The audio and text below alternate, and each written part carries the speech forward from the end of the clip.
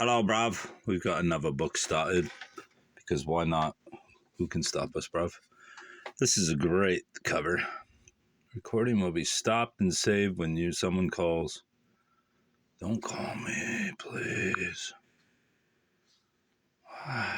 Just leave me alone. Stop. Cruel is the Grave, as I was saying. It's a great cover.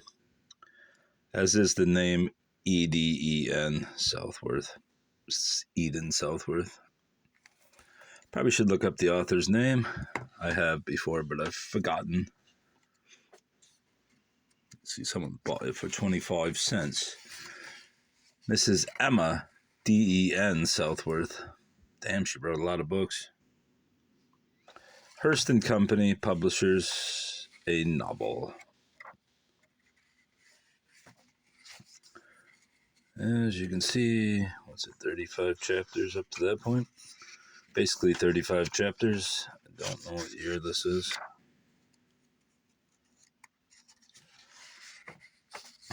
Cruel is the Grave. Chapter 1, The Berners of the Burning Hearts. Their love was like the lava flood that burns in Etna's breast of flame. Near the end of a dark autumn day not many years ago, a young couple, returning from their bridal tour, arrived by steamer at the old city of Norfolk, and taking a hack, drove directly to the best inn. They were attended by the gentleman's valet and the lady's maid, and the encumbered besides,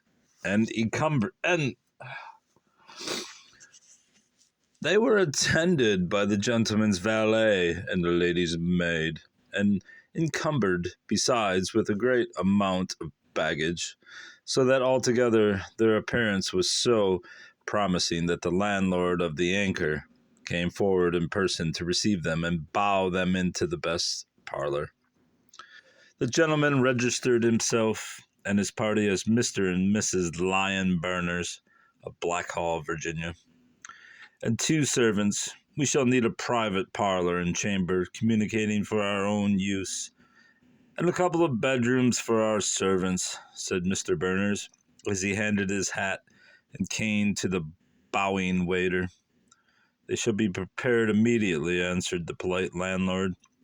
We shall remain here only for the night, and go on in the morning, and should like to have 2 inside and 2 outside places secured in the Staunton stagecoach for tomorrow. I will send and take them at once, sir. Thanks. We should also like tea got ready as soon as possible in our private parlor. Certainly, sir. What would you like for tea? Oh, anything you please, so that it is nice and neatly served, said Mr. Berners with a slightly impatient wave of his hand as if he would have been rid of his obsequious host. Aha, anything I please. It is easy to see what ails him. He lives upon love just now, but he'll care more about his bill of fare a few weeks hence, chuckled the landlord, as he left the public parlor to execute his guest's order.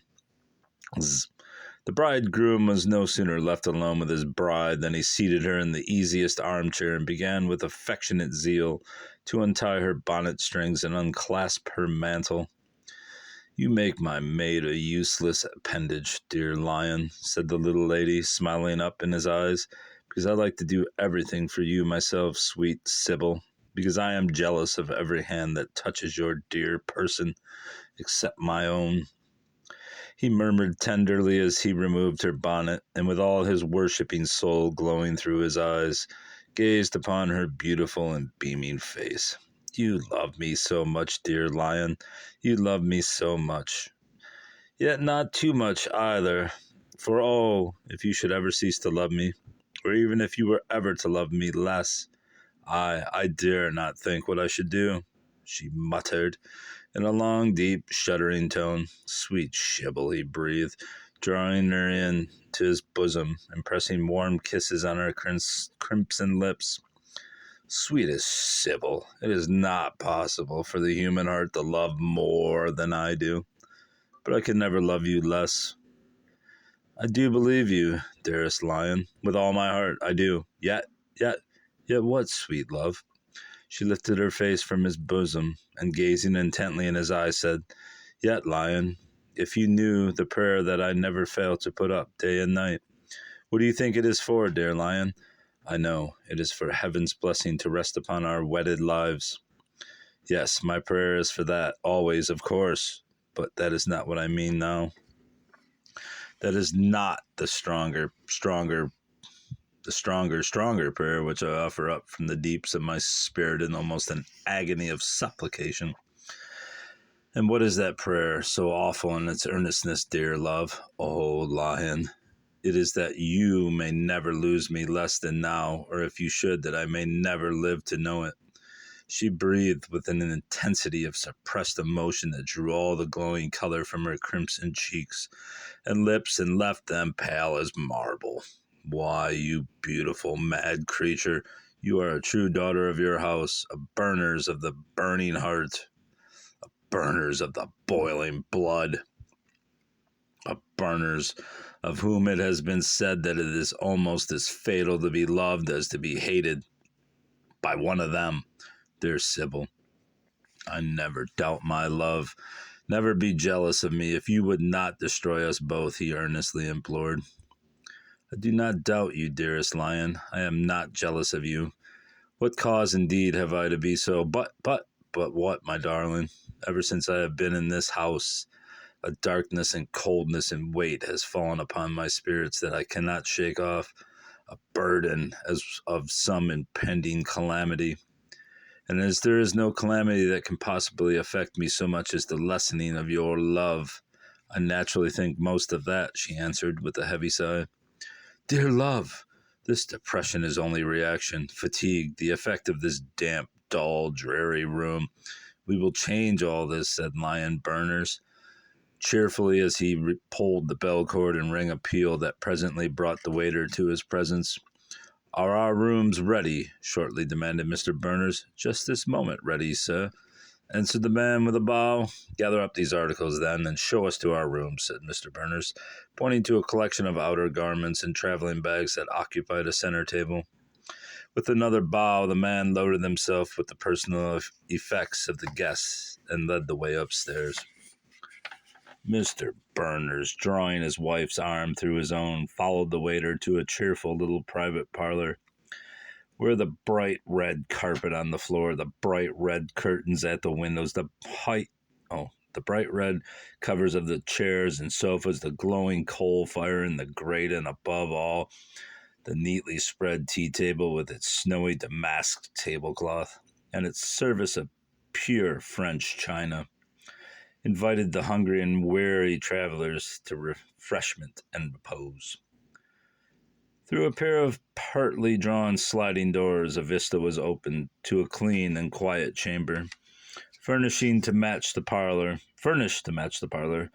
with the same bright red carpet, window curtains, and chair covers, but also with a white draperied tent bedstead, with bed pillows and coverings white and soft as swan's down. In the glow of the coal fire in the inner room sat and waited the pretty mulatto girl, Delia, or Dilly, the dressing maid of Mrs. Berners. On seeing her mistress enter the parlor, Dilly quickly arose and met her, and handed the chair and relieved the waiter of his burden of portable personal property, which she hastened to carry into the chamber to put away. Bring in the tea immediately, and send my own man Hannibal here to attend us," said the guest to the valet, or to the waiter. I'm just inventing words now, who promptly left the room to execute the orders. "Come, my darling, take this easy chair in the corner and make yourself comfortable. Here is a scene to inspire the saddest heart with cheerfulness," said the bridegroom cordially, as he drew forward the easy armchair and led his bride to it. She sank into the soft seat and smiled her satisfaction.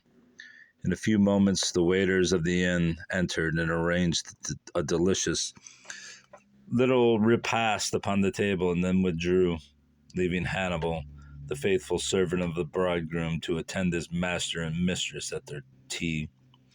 The young pair sat down to the table, and in that quiet and cherished scene of enjoyment, the young bride recovered her spirits. The transient shadow that had for a moment darkened the splendor of her joy, even as a passing cloud for an instant obscures the glory of the sun, had vanished, leaving her all smiles and gaiety. To say that these wedded lovers were very happy would scarcely express the delirium of pure joy in which they had dreamed away their days and nights for the last few weeks. Joy that both were too young and untried to know could not last forever, could not indeed even last long. Joy so elevated in its insanity as almost to tempt some thunderbolt of malignant fate to fall upon it with destroying force, even as the highly rarefied air sometimes draws on the whirlwind and the storm.